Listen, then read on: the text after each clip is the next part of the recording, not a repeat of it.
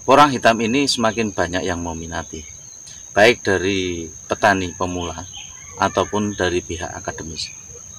Mari kita lebih dekat mengenal tentang porang hitam ini. Simak terus.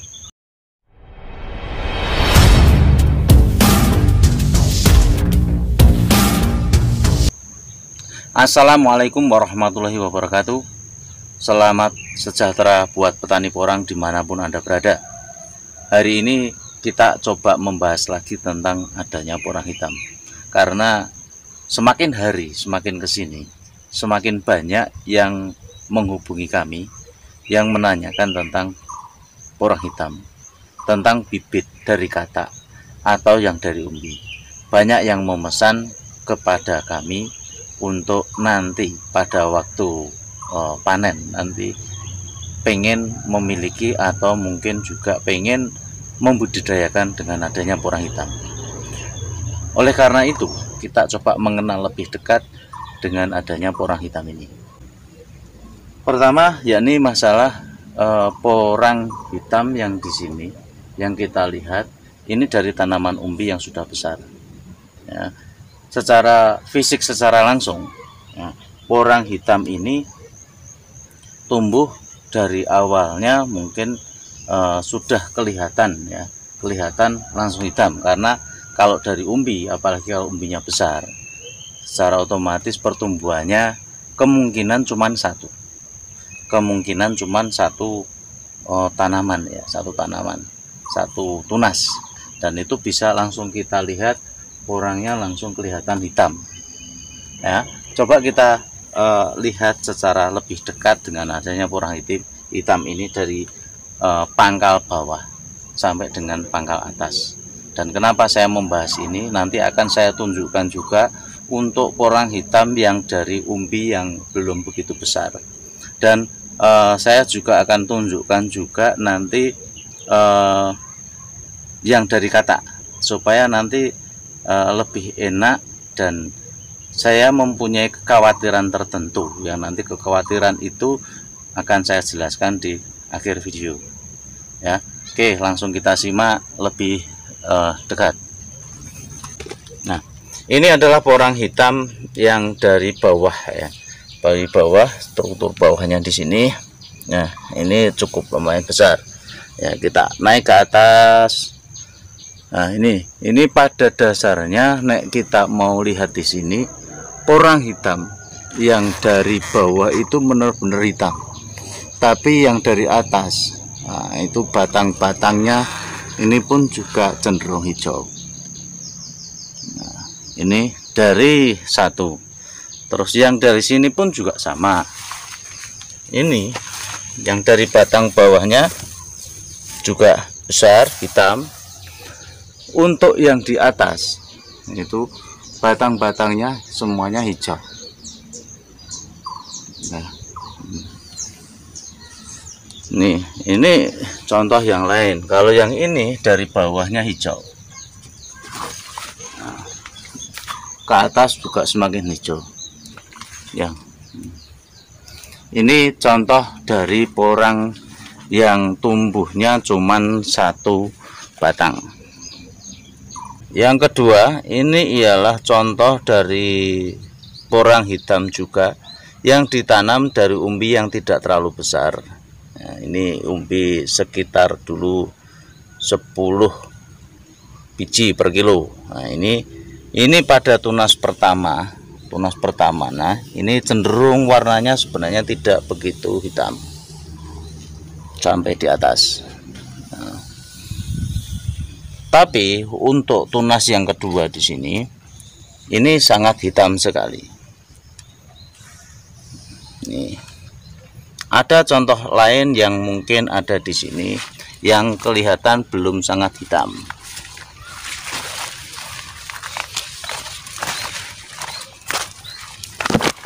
Nah, ini contoh yang belum sangat hitam, dari awalnya hijau, ya.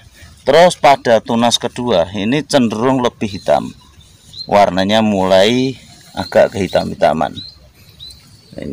Ini berbeda dengan tunas langsung dari yang hijau. Kalau yang hijau ini dari sini ini sudah hijau semua. Tapi kalau ini ada warnanya yang kehitam-hitaman, biasanya nanti pada tunas yang selanjutnya ini akan lebih hitam. Ini contohnya. Terus yang ini ialah contoh dari kata. Yang dari kata ini dulu tunas pertamanya ini sudah putus, sudah dorman. Nah, ini pertamanya warnanya pun juga tidak begitu hitam. Terus selanjutnya nanti ini cenderung warna hitamnya lumayan pekat, semakin menghitam. Nah, ini sebenarnya banyak yang kelihatan yang di sini ya. Ini dari porang-porang yang di sini itu ada beberapa yang kayak demikian. Ini nah, yang dilihat di sini ini juga sama. Nah, ini yang porang dari awalnya sudah kelihatan hitam dan akhirnya pun menghitam. Nah, yang di sini ini porang dikatakan juga porang hitam. Nah, ini salah satu contoh lagi ya. Ini porang satu gerombol di sini. Satu gerombol di sini ini porang yang tunas terakhir sudah kelihatan hitam sekali. Ya, untuk tunas pertama, ini tunas pertama, warnanya pun tidak bisa langsung hitam. Ya, ini cenderung malah taunya dulunya porang hijau. Nah, pada waktu tunas kedua, nah ini sudah agak mendekati ke hitam-hitaman. Tunas yang ketiga ini sangat hitam. Ini tunas keempat. Ini ada tunas susulan lagi yang kelima. Yang di sini pun juga sama. Nih. Untuk tunas pertamanya juga dulunya tidak kelihatan hitam banget. Ada corak sedikit hitam. Tapi untuk tunas selanjutnya hitamnya begitu jelas.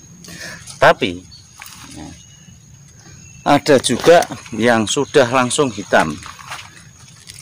Nah, ini langsung ke hitam. Coraknya agak berbeda. Nah, ini juga contoh yang dari kata. Nah, ini untuk tunas pertamanya nggak kelihatan hitam, masih hijau. Untuk tunas kedua ini cenderung lebih hitam.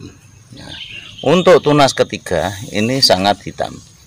Dan ini untuk tanaman porang ini, porang hitam, dapat disimpulkan dari awal ya, kalau penanamannya dari kata itu tidak begitu kelihatan hitam-hitamnya. Kalau dari umbi yang mini pun itu hitamnya pun tidak bisa langsung kelihatan total. Nah, kalau yang dari umbi besar itu bisa langsung tumbuh dan kelihatan umbinya yang batangnya yang hitam dan besar. Ini sementara untuk penjelasan tentang porang hitam. Terus ada keanehan lagi yang dulu ada satu tanaman porang itu porang hitam, sengaja kita sendirikan di dalam pot ya, terus kita taruh di bawah naungan. Hasilnya seperti ini. Nah, ini adalah contoh kemarin porang hitam yang disendirikan di dalam pot. Nah, ini pada tunas pertama kemarin. Ini tunas pertamanya sudah dorman. Ya. Terus ini tunas kedua nih. Dulunya ini juga warnanya lebih hitam. Lebih hitam. Nah, ini. Terus ini tunas ketiga dan keempat. Nah, ini warnanya sekarang justru malah cenderung untuk lebih ke hijau-hijauan. Nah, ini contoh-contoh porang hitam ya, kita coba mengenal lebih dekat adanya porang hitam itu. Tapi ada juga yang tumbuh di bawah naungan sampai sekarang pun juga masih hitam. Ini lihat contohnya. Nah, ini contoh yang di bawah naungan ya, yang sama-sama kita taruh di bawah naungan. Ini tetap hitam. Nah, ini naungannya naungan pohon cukup rindang. Yang di pot tadi itu juga sama di bawah naungan.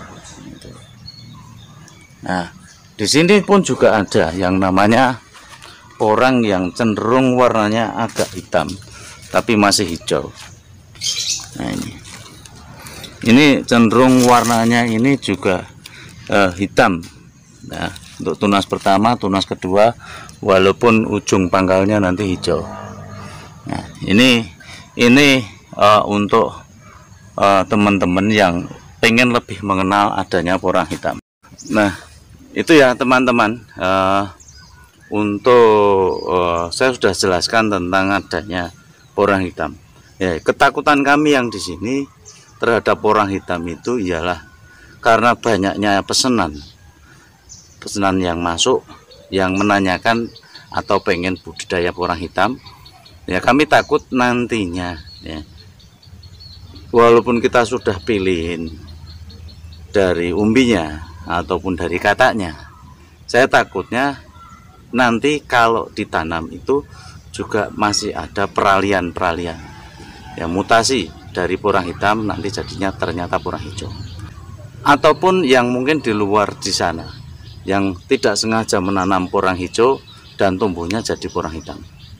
Nah, ini ketakutan ini nanti saya takutnya kita dibilang menipu, padahal kita sudah pilihin yang namanya kataknya porang hitam, yang namanya umbinya porang hitam.